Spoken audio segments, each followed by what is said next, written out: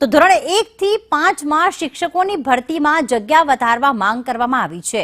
ગાંધીનગરમાં મોટી સંખ્યામાં ઉમેદવારો ઉમટી રહ્યા છે અને આ માંગ કરી રહ્યા છે। 10,000 જગ્યાઓ પર ભરતી કરવાની માંગ આ ઉમેદવારો કરી રહ્યા છે। ચાલુ વર્ષે 5,000 ઉમેદવારોની ભરતી થઈ રહી છે। વધુ જગ્યા ખાલી હોવાથી સંખ્યા વધારવા માંગ કરવામાં આવી છે। તો ઉમેદવારનું કહેવું છે કે ધોરણ 1 થી 5 માં 18,000 થી વધુ જગ્યાઓ ખાલી છે।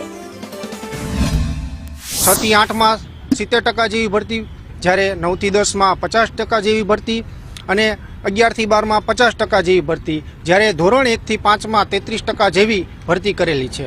એટલે કે ધોરણ 1 થી 5 માં હાલ 17,980 જગ્યા ખાલી છે।